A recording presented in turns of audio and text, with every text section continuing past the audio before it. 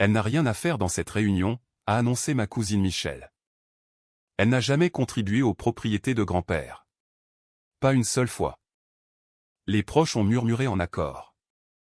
J'ai présenté mes respects et je me suis assise silencieusement. J'ai envoyé un message à mon gestionnaire de compte, mettez fin à tous les contrats avec Sterling Media Group. Avec effet immédiat. Ensuite, l'expert comptable judiciaire a posé son rapport sur la table. 293 000 € de revenus locatifs détournés sur 48 mois. Le téléphone professionnel de Michel a sonné 5 fois. L'avocat de la succession l'a regardé directement. Et la pièce est devenue complètement silencieuse.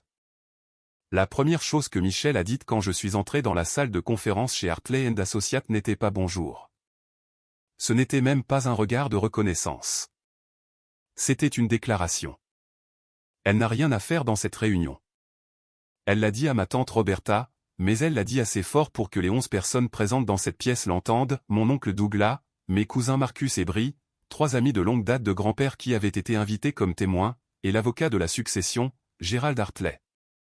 Qui a eu l'élégance de faire semblant de ne pas l'avoir entendu. J'ai posé mon sac à l'autre bout de la table de conférence, j'ai pris la chaise la plus proche de la porte et je n'ai rien dit. Michel était déjà assise en bout de table, la chaise habituelle de grand-père, celle avec les accoudoirs en cuir, avec une copie imprimée de ce qu'elle prétendait être la version la plus récente du testament devant elle. Elle l'avait surligné en jaune. Elle avait apporté son propre stylo. Elle n'a jamais contribué à une seule des propriétés, a continué Michel en rangeant ses papiers. Pas une seule. Grand-père s'est occupé d'elle parce qu'elle était de la famille. C'est tout. Tante Roberta a hoché la tête. Oncle Douglas a regardé la table. J'ai sorti mon téléphone sous la table et j'ai ouvert mon fil de discussion avec Darius Cole, mon gestionnaire de compte d'entreprise chez Whitmore Capital Group. J'ai tapé 6 mots, mettez fin à tous les contrats avec Sterling Media Group. Avec effet immédiat. J'ai appuyé sur envoyer, j'ai posé mon téléphone face vers le bas sur la table, et j'ai attendu que Gérald Hartley commence. Mon grand-père, Leonard Earl Whitfield, a construit son portefeuille de location de la même manière qu'il a tout construit dans sa vie, calmement, méthodiquement, et sans demander la permission à personne. Il a commencé avec un duplex à Clearwater, en Floride, en 1981. Il avait 32 ans, travaillant le jour dans une entreprise d'expédition et la nuit faisant des travaux électriques pour un ami entrepreneur. Il a acheté ce duplex avec 14 000 € d'économie et un prêt qu'il a remboursé en 4 ans. Puis il en a acheté un autre, puis un autre. Au moment où je suis né, il possédait 8 propriétés à travers Clearwater et Saint-Pétersbourg. Quand j'avais 10 ans, il en avait 12. La plupart des gens dans la famille considéraient grand-père Léonard comme un propriétaire. Un propriétaire prospère, oui, le genre qui conduisait un camion propre et ne portait jamais de costume, mais qui avait toujours de l'argent liquide quand cela comptait. Mais l'ampleur de ce qu'il avait discrètement assemblé n'était pas quelque chose que beaucoup de gens dans la famille comprenaient vraiment. Parce que grand-père Léonard ne parlait pas d'argent à table. Il parlait de la météo, de la pêche et de la possibilité que les Rays gagnent un jour les séries mondiales. Je le comprenais parce qu'il me l'avait enseigné. Cela a commencé quand j'avais 14 ans. Il a commencé à m'emmener avec lui quand il collectait les loyers, m'a montré comment lire un contrat de bail, a expliqué la différence entre une propriété génératrice de flux de trésorerie et un investissement de plus-value. À mes 17 ans, je gérais ses plannings de maintenance. À 19 ans, il me faisait examiner les candidatures des locataires. Quand j'avais 22 ans, travaillant dans mon premier vrai emploi en tant qu'analyste junior dans une société d'immobilier commercial à Tampa, il m'a appelé un après-midi et m'a demandé de passer. Il était assis à la table de sa cuisine avec 2 dossiers et une tasse de café. « Je veux te parler de ce qui arrivera à tout cela quand je ne serai plus là, » a-t-il dit. Je lui ai dit de ne pas parler comme ça. Il m'a jeté le regard qu'il me lançait toujours quand il pensait que j'étais sentimental. « Assieds-toi, Cali. » Je me suis assise. Au cours des 2 heures suivantes, il m'a tout expliqué, les 14 propriétés locatives, les sociétés à responsabilité limitée sous lesquelles il avait structuré chacune d'elles, la valeur d'expertise combinée qui était à l'époque, en 2019, d'environ 4,1 millions d'euros. Le revenu net annuel après dépenses, qui s'élevait à environ 186 000 € par an, et un document de fiducie qu'il avait rédigé avec Gérald Hartley 6 mois plus tôt, dont il n'avait parlé à personne d'autre dans la famille. « Je mets tout ici », a-t-il dit en tapotant le dossier de la fiducie. À ton nom, de manière irrévocable. Gérald a déjà enregistré les transferts. Je l'ai dévisagé. Grand-père, tes cousins sont de bonnes personnes, a-t-il dit. Marcus travaille dur. Brie a de bonnes intentions. Mais aucun d'eux ne m'a jamais posé une seule question sur ses propriétés qui ne concernaient pas ce qu'elles vaudraient un jour. Il a fait une pause. Michel retire de l'argent des comptes de la rue Pinella depuis 3 ans. Je le sais. Je n'ai rien dit parce qu'elle est la fille de Roberta et que Roberta a déjà assez de chagrin. Mais j'ai observé. Il m'a regardé fixement. Tu es la seule qui a jamais voulu apprendre ce que j'ai construit. Pas ce que cela valait. Ce que c'était. Il a fermé le dossier. Donc, c'est à toi. La totalité. Ça l'est depuis mars. Je suis rentré chez moi ce soir-là et je me suis assise dans mon appartement pendant un long moment sans allumer les lumières. Ce qu'il m'avait donné n'était pas seulement des biens immobiliers. C'était l'architecture d'une vie. 17 années de décisions minutieuses, chacune posée précisément sur la précédente, conçue pour lui survivre. Il avait passé 2 décennies à construire quelque chose qui pourrait survivre sans lui, et il m'avait choisi pour le faire perdurer. Ce savoir pesait dans ma poitrine comme quelque chose de lourd et de chaleureux en même temps. Je l'ai appelé le lendemain matin et je lui ai dit que je comprenais, que j'en prendrais soin, que je prendrais soin de tout. Il a répondu, je sais que tu le feras. C'est pourquoi je n'ai pas eu à te le demander. Dans les 4 années entre cette conversation et le matin de la réunion d'héritage, j'ai parlé de la fiducie à exactement 2 personnes. La première était ma meilleure amie et partenaire commerciale, Simone, avec qui je construisais discrètement une société de gestion immobilière depuis 2020. Nous l'avons appelée Whitfield Property Group, en l'honneur de grand-père. Et nous l'avions fait passer d'une opération de 2 personnes gérant 6 unités à une entreprise avec 4 employés, un bail de bureau à Tampa et des contrats gérant 31 unités résidentielles à travers les comtés de Hillsborough et de Pinella. Les 14 propriétés de grand-père étaient la fondation. Tout le reste, nous l'avions construit autour. La deuxième personne à qui j'en ai parlé était Darius Cole, mon gestionnaire de compte chez Whitmore Capital, qui s'occupait des comptes d'investissement que je construisais depuis ma première année dans l'entreprise immobilière. J'avais besoin qu'il comprenne la vue d'ensemble de ma base d'actifs. Personne d'autre ne savait, non pas parce que j'étais stratégique à ce sujet de manière calculatrice, mais surtout parce que grand-père m'avait demandé de ne rien dire jusqu'à ce que la succession soit réglée, et je respectais cela. C'était un homme privé. Il avait construit tout ce qu'il avait sans faire d'annonce et il voulait que le transfert soit géré de la même manière. Mais il y avait aussi une raison plus simple pour laquelle je n'avais rien dit. Ma cousine Michelle Tran, née Whitfield, la fille aînée de tante Roberta, était l'enfant prodige de la famille depuis aussi longtemps que je me souvienne. Elle avait 4 ans de plus que moi, avait obtenu un diplôme en marketing de l'Université de Floride et avait lancé son entreprise, Sterling Media Group, en 2016. L'entreprise avait bien fonctionné, principalement grâce à 2 gros comptes d'entreprise qu'elle avait décrochés tôt. La famille parlait d'elle comme les familles parlent du membre qui s'en est sorti et a réussi sa vie. Ce que la famille ne savait pas, ce que j'avais lentement reconstitué à partir des dossiers de grand-père après qu'il m'ait donné accès aux comptes de gestion immobilière, c'était que le succès de Sterling Media Group était largement subventionné. Michel gérait les encaissements de loyers pour les propriétés de la rue Pinella depuis 2018, pour des unités avec un loyer mensuel combiné de 8 400 €.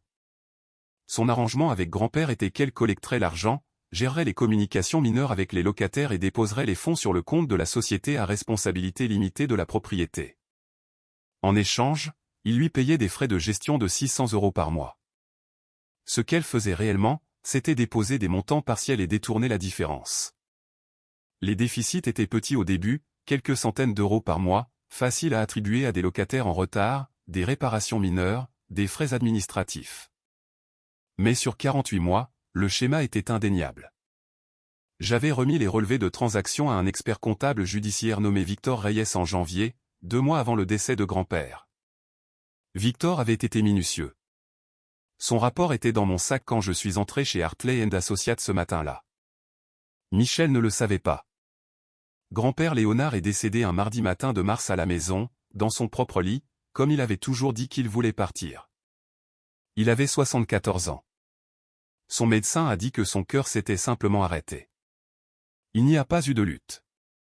La famille s'est réunie chez tante Roberta ce soir-là. Michel est arrivé avec des ordres du jour imprimés. Je ne le dis pas de manière métaphorique. Elle avait réellement imprimé un document d'une seule page intitulé « Aux prochaines étapes de la planification successorale » et en avait placé une copie à chaque place de la table de la salle à manger avant que le dîner ne soit servi. Il décrivait un calendrier proposé pour la lecture du testament, une suggestion de réunion avec Gérald Hartley et, en bas, une note indiquant qu'elle avait déjà parlé avec une société de gestion immobilière pour transférer le portefeuille de location vers une administration professionnelle. J'ai lu le mien 2 fois. Je l'ai posé et je suis allé trouver ma mère dans la cuisine. « Tu as vu ça ?» ai-je demandé.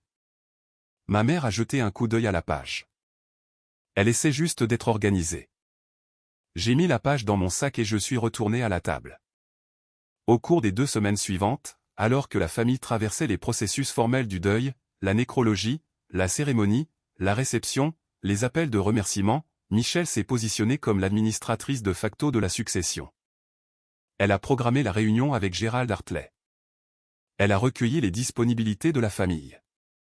Elle a rédigé la liste des invités pour la réunion d'héritage, c'est ainsi qu'elle décrivait la lecture du testament dans chaque message de groupe qu'elle envoyait. Elle n'a pas inclus mon nom dans le brouillon original. Tante Roberta m'a ajouté, selon un message séparé qu'elle m'a envoyé en privé. Bien sûr, tu devrais être là, ma chérie. Grand-père t'aimait. Je l'ai remercié et j'ai confirmé que je serais présente. La réponse de Michel à la liste d'invités mise à jour a été une seule réponse au fil de discussion. Bien. La nuit précédant la réunion, je me suis assise à la table de ma cuisine avec 3 dossiers. Le premier était le document de fiducie irrévocable déposé auprès du greffier du tribunal du comté de Pinella en mars 2019 et transférant les 14 propriétés détenues dans 6 sociétés à responsabilité limitée à mon nom en tant que seule bénéficiaire et administratrice de contrôle. Gérald Hartley en avait une copie. J'en avais une copie. Le bureau des registres du comté avait les originaux. Le deuxième dossier contenait les relevés d'exploitation de Whitfield Property Group pour l'exercice financier précédent. Revenus, dépenses, revenus nets, évaluation du portefeuille. Je n'avais pas l'intention de l'utiliser. Je l'avais apporté par Simone avait suggéré que j'apporte tout. Le troisième dossier était le rapport d'expertise comptable de Victor Reyes. 41 pages. Le résumé exécutif à la page 1. Les relevés de transactions justificatifs organisés par mois, par propriété et par compte. Un tableau récapitulatif à la page 3 montrant 293 000 € de revenus locatifs détournés sur 48 mois, répartis comme suit. 6 100 € par mois de détournement moyen acheminé par 2 comptes intermédiaires avant d'être déposés sur un compte professionnel enregistré au nom de Sterling Media Group. Société à responsabilité limitée. J'avais lu le rapport 4 fois. Je connaissais chaque chiffre. J'ai appelé Simone à 9 h ce soir-là. « Tu es prête ?» a-t-elle demandé.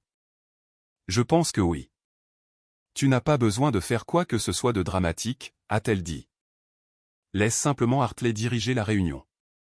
Les documents parlent d'eux-mêmes. Je sais.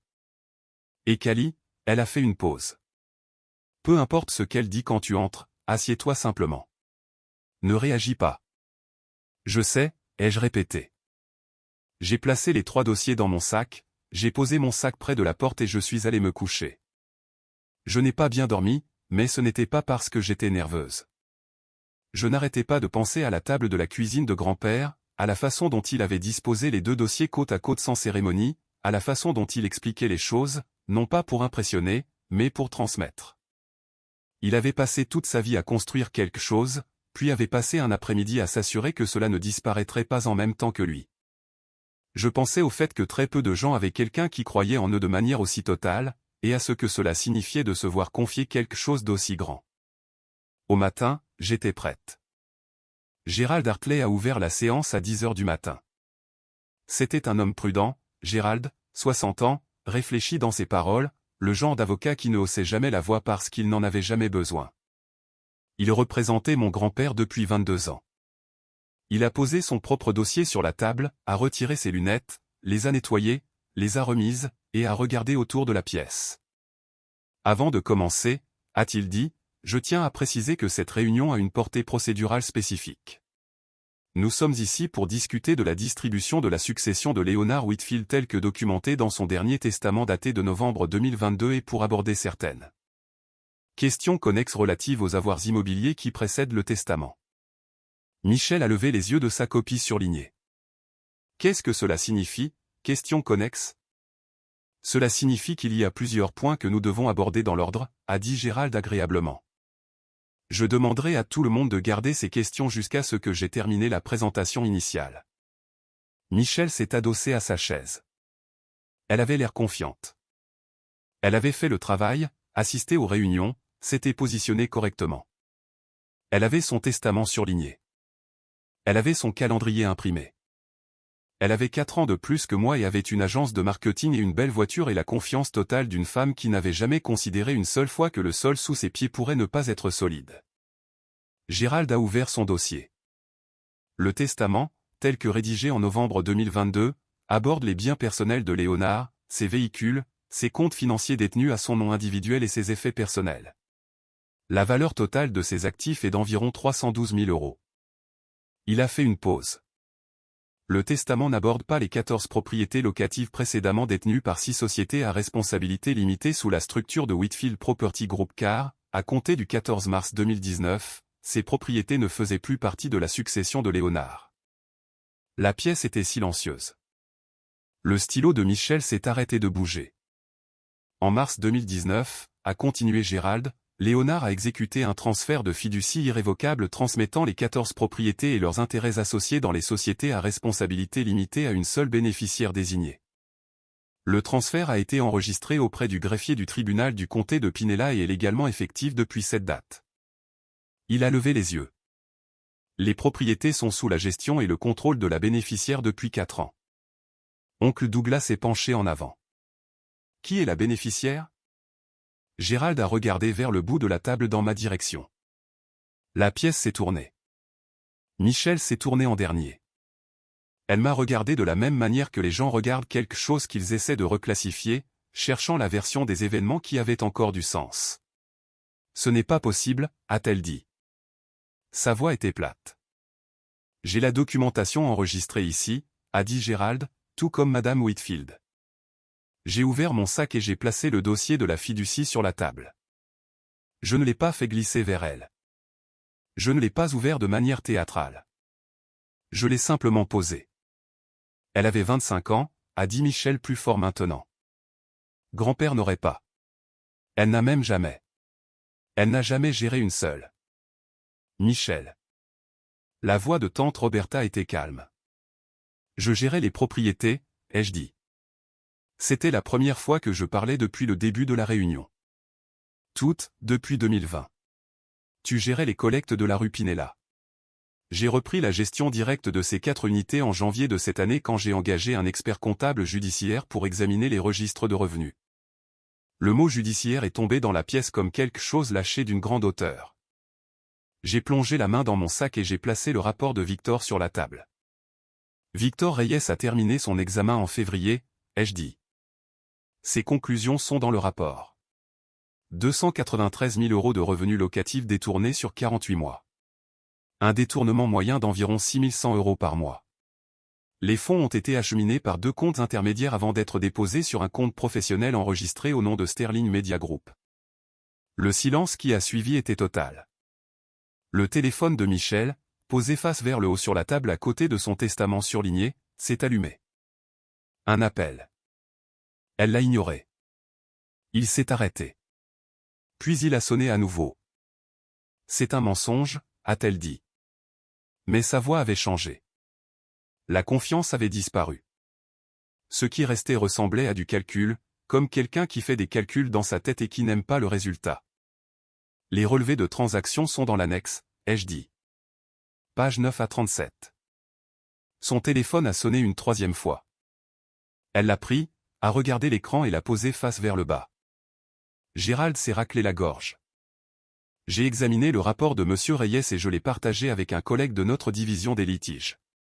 Compte tenu de la portée des conclusions, nous avons également été en contact avec le bureau du procureur du comté de Pinella. Un enquêteur a contacté notre bureau hier pour confirmer la documentation. Michel s'est levé. Ce n'est pas. Elle s'est arrêtée, s'est rassise. Son téléphone a sonné à nouveau. Elle l'a regardé. Je dois répondre à ça. Nous sommes en pleine réunion, a dit oncle Douglas. Elle a quand même répondu. Quoi qu'elle ait entendu, cela a fait disparaître la couleur de son visage de manière si totale que tante Roberta a tendu le bras pour toucher le sien. Michel a retiré son bras. Elle a mis fin à l'appel et a posé son téléphone sur la table. Ses mains n'étaient pas tout à fait stables. C'était mon directeur commercial, a-t-elle dit doucement. Il dit que nous avons perdu le compte Donovan Brands. Elle a fait une pause. Et le compte Méridian? Je n'ai rien dit. J'avais envoyé ce message à Darius 40 minutes plus tôt. Whitfield Property Group n'était pas un petit client de Sterling Media Group. Nous étions leur plus gros contrat depuis 2 ans, 3,1 millions d'euros de contrats gérés, représentant 60% de leur revenu annuel. Je n'avais pas dit à Michel que nous étions un client. Nous avions structuré l'engagement sous le nom d'une société holding. Elle m'a regardé. Je l'ai regardé en retour. Tu as fait ça, a-t-elle dit. Je gère mes relations commerciales, ai-je dit. De la même manière que tu as géré celle de grand-père. Gérald est intervenu. Je pense qu'il serait approprié à ce stade de faire une courte suspension de séance. J'ai des questions de procédure à discuter avec Madame Whitfield en privé, et j'encourage tout le monde à. Je veux voir ce rapport, a dit Michel. Je l'ai poussé de l'autre côté de la table. Elle l'a ouvert à la page 3. Elle a lu le tableau récapitulatif. Elle est passée à la page 9 et s'est arrêtée. Sa mâchoire s'est contractée. Elle a tourné une autre page. Une autre. Elle a fermé le rapport. Elle a regardé sa mère. Tante Roberta regardait la table. Roberta, a dit Michel. Tante Roberta n'a pas levé les yeux. La suspension de séance a duré 40 minutes. Gérald a parlé avec Michel et son avocat joint à la hâte par téléphone dans le couloir. Je suis resté assise dans la salle de conférence avec Marcus et Brie, qui n'avaient pas dit un mot depuis que Gérald avait annoncé mon nom comme bénéficiaire. Marcus regardait son téléphone. Brie regardait le mur. Simone m'a appelé à 10h52. Je suis sorti dans le couloir, à l'extrémité opposée de l'endroit où se trouvait Michel. Darius a confirmé que les contrats sont résiliés, a dit Simone. Le directeur commercial de Sterling a déjà appelé 2 fois pour demander s'il y a eu un malentendu. Il n'y en a pas eu, ai-je dit. Je sais. Elle a fait une pause. Comment vas-tu? J'y ai réfléchi honnêtement. Je vais bien. Bien. Appelle-moi quand tu as fini. Lorsque la réunion a repris, Gérald a décrit les prochaines étapes avec la précision d'un homme qui avait clairement déjà fait cela. La succession personnelle, 312 000 euros, serait distribuée selon le testament, divisé en 3 entre ma mère, tante Roberta et oncle Douglas, comme Léonard l'avait spécifié. Les 14 propriétés, en tant qu'actifs de la fiducie irrévocable, n'étaient pas du tout soumises au testament. Elles étaient à moi depuis 2019, et resteraient à moi. Quant au rapport d'expertise, Gérald a confirmé que Victor Reyes avait déjà été contacté par un enquêteur du bureau du procureur et que Michel serait tenu de fournir des documents et de témoigner. Un avis officiel avait été émis ce matin-là. Le processus prendrait du temps. Ces choses prenaient toujours du temps, mais la direction était claire. Michel a signé 3 documents avant de partir. Je ne sais pas exactement ce qu'ils contenaient. Gérald s'est occupé de cette partie sans moi dans la pièce. Elle est passée devant moi dans le hall sans parler. Son téléphone était collé à son oreille. Sa copie surlignée du testament était toujours sur la table de conférence. J'ai conduit jusqu'à la maison de grand-père cet après-midi-là. C'était un mardi, le même jour de la semaine où il était décédé 2 mois auparavant. La maison était un 3 pièces dans une rue calme de Clearwater, la seule propriété qu'il n'avait jamais mise dans une société à responsabilité limitée parce qu'il disait que ce n'était pas un investissement. C'était un foyer. Elle faisait maintenant partie de la succession personnelle, léguée à ma mère et à ses frères et sœurs pour la vendre ou la garder selon leur décision.